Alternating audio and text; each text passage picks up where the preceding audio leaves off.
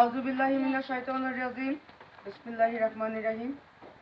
প্রিয় দর্শক শ্রোতা লিসেনার্স, আমাদের সাথে যারা আছেন, যারা আমাদের পথ চলার নিয়মিত সঙ্গী, তাদের সাথে আপনাদের প্রত্যহ আপনাদের সাথে আমি থাকি ডক্টর নীল, সাংবাদিক, এবং সবচেয়ে বড় পরিচয় আমি একজন মানবাধিকার কর্মী এবং সাংবাদিক, জাতীয় দৈনিক চৌকস এবং হ্যাবিটেবল আর্ট কল্যাণ ফাউন্ডেশন থেকে সবাইকে জানাচ্ছি শীতের এই মিষ্টি দুপুরের শুভেচ্ছা।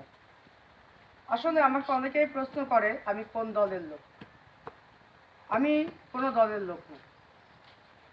আমি মহান আল্লাহ পাকের উম্মত হিসেবে যেন তিনি আমাকে কবুল করেন, আমি সেই দলের লোক। আমাদের একটা বিষয়, আমাদের গ্রামে একটা এতিমদের জন্য একটি মাদ্রাসা হয়েছে বেশ কিছুদিন। আমরা মাদ্রাসাটা একটু দেখি। আসলে খুব দুঃখের বিষয়, আমি আসলে নাম উল্লেখ করে কাউকে ছোট করতে চাচ্ছি না। আমাদের এই মৌলানা সাহেব এবং তার স্ত্রী, তারা আসলে যেটা করেছে সেটা অবর্ণনীয়। এই ঋণ আসলে শোধ করা যায় না। যে তিনি পকেটের পয়সা দিয়ে এতটুকু ব্যবস্থাও ছিল না, বাচ্চারা মাটিতে বসে সকালবেলায় ক্লাস করতেন, এবং এখনও দেখেন বাচ্চারা আসে, ওদের ছুটি হয়ে গেছে যদিও, অনেক ভোরে আসে। তো আমি কিছু লোকের কাছে সাহায্য চেলাম, তো তারা বলল আমি কোন দলের লোক। তো প্র্যাকটিসিং মুসলিম যাদেরকে বলে, যে যারা প্র্যাকটিসিং মুসলিম মানে হচ্ছে যারা মুসলমান নিত্য নামে না, মুসলমান কথাটাকে ধারণ করে, উম্মতে মুহাম্মাদি যাদেরকে আমরা বলি। আসলে কয়জন আমার এখন নাম বলতে ইচ্ছে করতেছে, কিন্তু আসলে আমি এখানে কাউকে ছোট করতে আসিনি। তো শেষ পর্যন্ত সাহায্যের হাত বাড়িয়ে দিয়েছেন আমাদের বিভাগীয় জয়িতা। ওনার অনেক পরিচয়, শুধু একটু ছোটো করে বলবো যে মানুষের পরিচয় হচ্ছে মনুষ্যত্বে। যেটা আমি বললাম যে আমাদের হুজুর সাহেব, আমাদের এই গ্রামবাসী কাকি, এনারা আমার কাছে কয়েকবার গিয়েছে, আমি লজ্জিত হয়েছি, আমি আসিনি এখানে, কিন্তু আজকে ওনাকে নিয়ে আসলাম। এখানে হয়তো একটু কার্পেটের ব্যবস্থা করলে বাচ্চারা সুন্দর করে বসে একটু এই কোরআনের পাঠটা নিতে পারবে। তো আমি অনেক কথা বাড়াবো না। এই বিভাগীয় জয়িতা হওয়াটা কিন্তু চারটেখানি কথা না। একজন নারী হিসেবে উনি দাঁড়িয়েছেন, এবং আপনারা যত যাই বলেন যে নারীদের কবর জিয়ারত করা যাবে না, নারীদের জানাজায় যাওয়া যাবে না, তাহলে আমাদের বেগম খালেদা জিয়া মরহুম, ওনার জানাজা ধরেছিলেন 3 জন আলেম। সো আপনারা এই কুসংস্কার থেকে বেরিয়ে আসেন, ধর্ম ব্যবসা থেকে বেরিয়ে আসেন, নারীদের শিক্ষায় উদ্বুদ্ধ করেন, নারীদেরকে সম্মান করেন মা বোন হিসাবে, স্ত্রী হিসাবে, কন্যা হিসাবে। এবং আপনারা যদি পাশে থাকেন, আশা করি এই গ্রামের সন্তান হিসাবে আমি আপনাদের পাশে সবসময় ভালো কাজে আছি। আমি কোনো দলের না, আবারও বলছি, কেউ যদি দলভিত্তিক সাহায্য আমাকে করতেন, আমি সে সাহায্য নিতাম না। কিন্তু এমন একজন মানুষকে নিয়ে এসেছি যিনি সর্বোপরি মানুষের পাশে থাকার চেষ্টা করেন, এবং আমার তরফ থেকে এই মাদ্রাসার প্রতি অনেক শুভকামনা, এবং এই হুজুর স্যার ওনার প্রতি এবং ওনার স্ত্রী এবং এই কাকির প্রতি, এবং যারা এই মাদ্রাসার সাথে সংশ্লিষ্ট জমিদান করেছেন, আমার মহরুম চাচা, তার প্রতি শ্রদ্ধা রেখে, এই কোমলমতি শিশুদের প্রতি ভালোবাসা রেখে আমাদের আজকের এপিসোড শেষ করছি। আমরা আগামী দিন ইনশাল্লাহ তাদের জন্য ভালো কিছু, আরেকটু উন্নত কিছু নিয়ে আসার চেষ্টা করব। সে পর্যন্ত আমাদের সাথে থাকবেন। এবং জয়িতা, আপনি কিছু বলতে চান? আসসালামু আলাইকুম। আসলে আমাদের বাংলাদেশের একটি রাষ্ট্রের সুনাগরিক হওয়াটা মনে হয় আমার কাছে জরুরি। আমরা নাগরিক, কিন্তু আমার কাছে মনে হয় এখনও অনেকে আমরা সুনাগরিক হয়ে উঠতে পারিনি।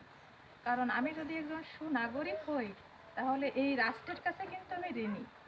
আমি আমার মায়ের কাছে ঋণী, আমি আমার শিক্ষাগুরুদের কাছে ঋণী, আমি রাষ্ট্রের কাছে ঋণী।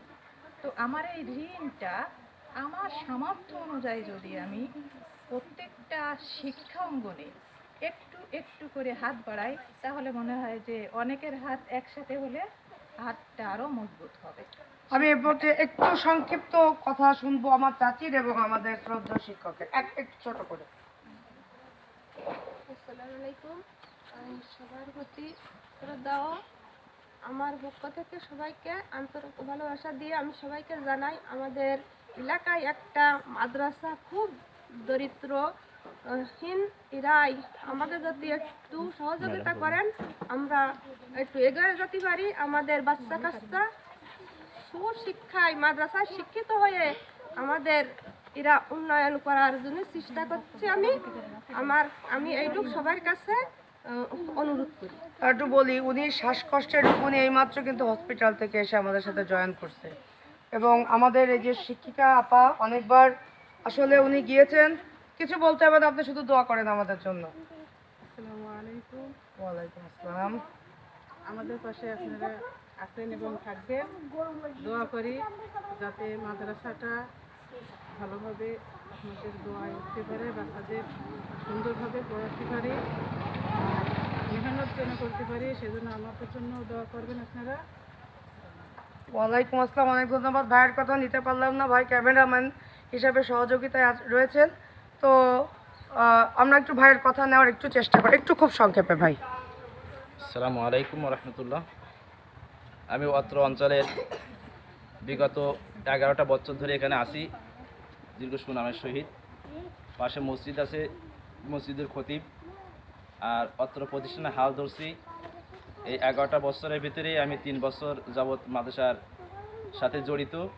আমি মাদ্রাসার প্রিন্সিপাল, পাশাপাশি আমার টাকা পয়সা সময় সুযোগ সব এখানেই ব্যয় করছি, এবং এলাকাবাসী এবং দেশবাসীর সবার কাছে আমার একটাই দাবি যে এখান থেকে যেন ছেলেবেলে পড়ে আমাদের ছেলেরা, আমাদের মেয়েরা সুশিক্ষায় শিক্ষিত হয়ে দেশ গড়ার নিয়েতে এবং দেশ সেবার নিয়েতে সবাই যেন এখান থেকে গড়ে উঠতে পারে, সে আশা ব্যক্ত করে আমি আমার সংক্ষিপ্ত বক্তব্য শেষ আলহামদুলিল্লাহ। করছি। এবং স্যারের আরেকটি গুণ, স্যার কিন্তু আমাকে খুব ভালো রেকমেন্ডেশন করেন।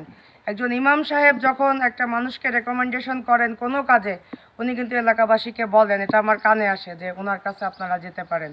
তো এটা রহমত, আল্লাহ পাকের মহান আল্লাহ পাকের রহমত ছাড়া কিছুই হয় না। তো আমরা চেষ্টা করব সর্বোচ্চ।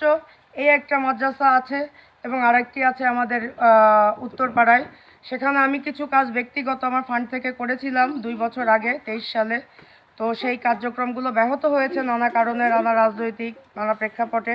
কিন্তু আমাকে যদি কেউ শত্রু মনে করেন যে আমি জয়িতাকে নিয়ে এসেছি, অন্যরা আমার সাথে বন্ধুত্ব রাখবেন না, তো সেই বন্ধুত্ব আমার দরকার নেই। আসলে মানুষের পাশে যে থাকবে না, সেরকম বন্ধু আমার কখনোই দরকার নেই। আমার বন্ধু হচ্ছে মহান আল্লাহ এবং তার রাসূল, এবং আমি তার উম্মত হিসেবে যেন আল্লাহ উম্মতি মুহাম্মাদি যেটা বলেছে আমাকে যেন কবুল করেন।